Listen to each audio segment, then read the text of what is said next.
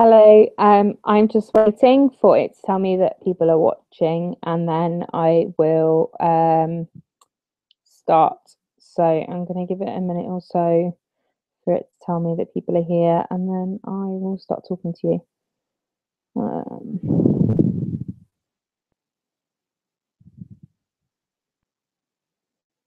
I'm going to post that link elsewhere as well.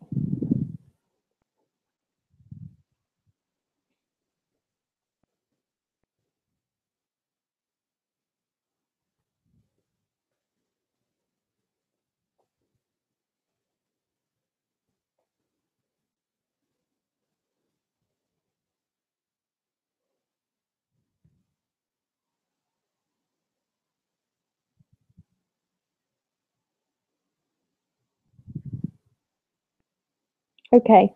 So how I'm going to start today and what I'm going to go over is I'm going to talk about sort of the process for chairing. So what you need to do and what you look out for and what the general thing is. I've got the window open, so if you want to ask any questions in that chat box, then please feel free to. But generally, I'm going to try and make this quite quick, particularly if people are watching it back, then they probably don't want to see me talking for an hour, although Hangouts did tell me that I could talk for 8 hours, which is a challenge. So there are a couple of things you'll be doing at conference, and some of you have signed up to do chairing. How that generally works is that you will be in a pair, and in a workshop generally you have one or two motions, and in your pair for one motion you'll chair, and for the second motion you'll do workshop reporting. When you are reporting, all you need to do is write down kind of key points that are said.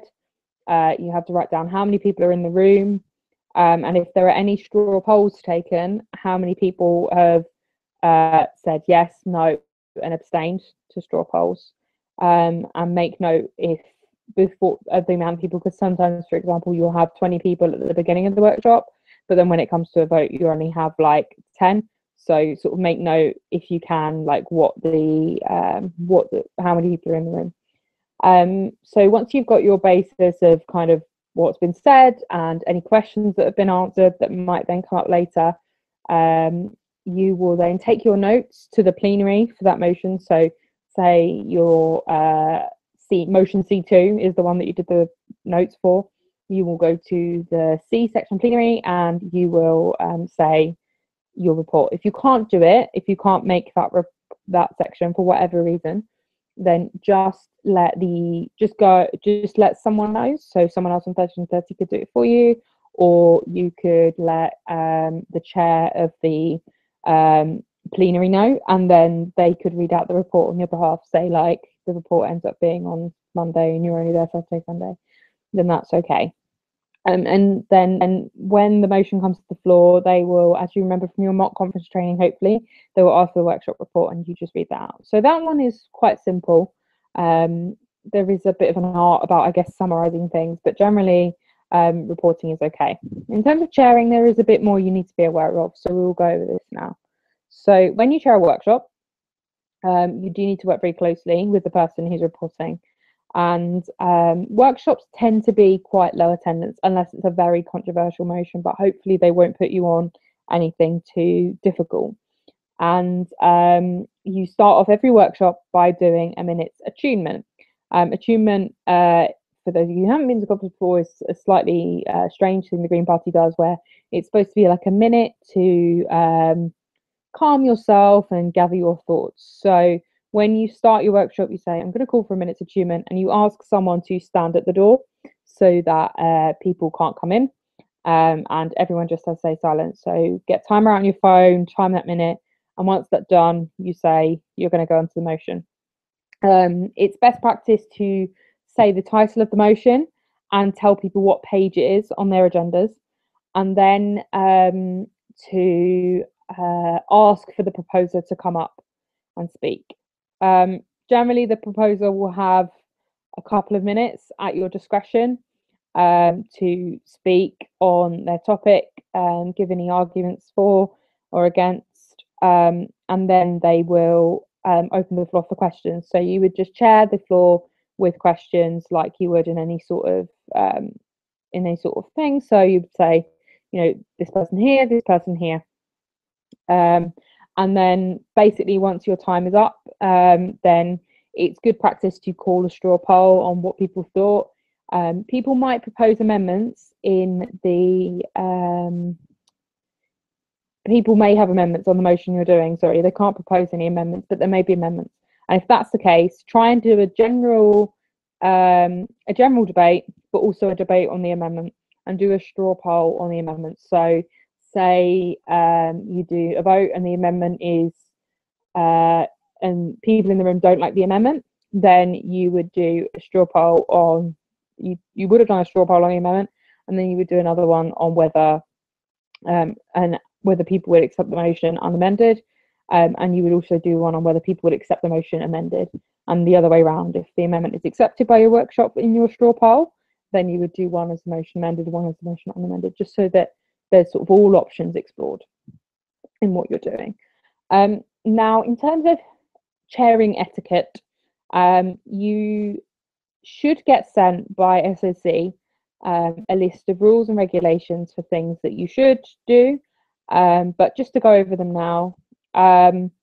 So you should not gender people, so you should say the person over there, and you should try to get a balance of views represented in the room. So if you notice that you've had a lot of people who tend to be older, then you are within your rights to say, I'd like to hear from someone younger, or I've heard from a lot of people who define as men, so I would like to hear from some people who don't self-define as men, just so that you get a variety of views and it's not dominant. It's not dominated by a sector of people. You are also expected to sometimes read out some things, so to say, to make it clear, as I said, what you're voting on, and to make it clear what anything. So I think there's like you read out, for example, what inclusion cards are and what voting card we're using today.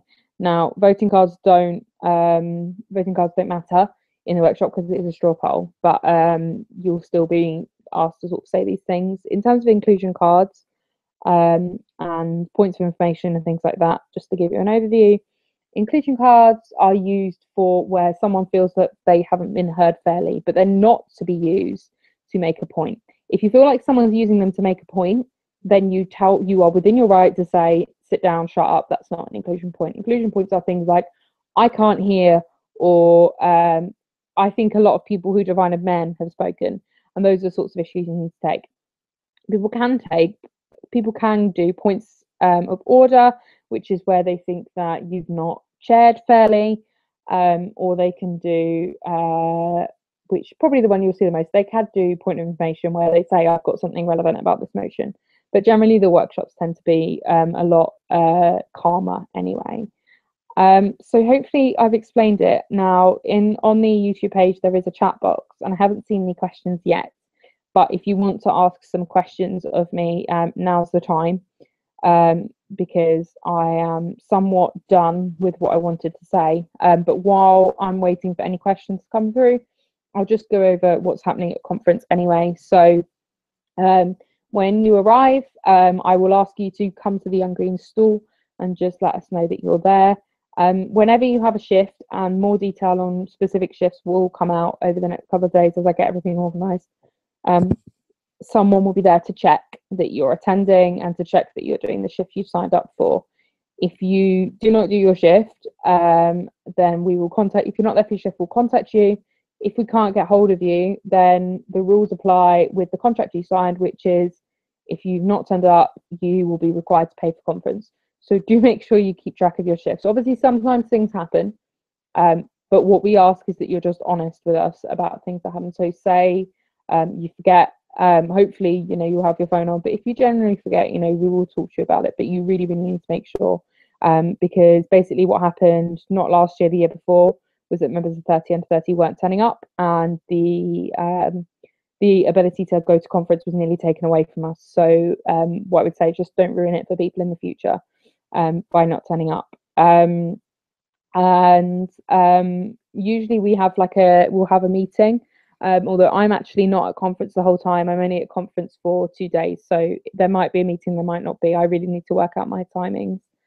And other than that, the biggest thing I'll say is chairing workshops is fine. It will seem scary, but as long as you know the process and you've read the motion beforehand, then don't worry. And if it doesn't go well for you, that's okay, because mistakes happen and it's your first time, and generally people are accepting about that. But what we had last year was a lot of really good feedback about the chairing, and SOC were really impressed. Sorry, Standing Orders Committee. So I'm sure you do well. And as I said, I will be around. So and even when I'm not at conference, I will be on my phone, so you are able to sort of message me any questions you have beforehand. I've not seen any questions come through, so I'm going to say we are done. I'm just going to check Facebook to see if someone's posted on there just in case. Otherwise, I will leave you to the rest of your evening. This was super quick. So yeah, thank you for watching, and I will see you next week.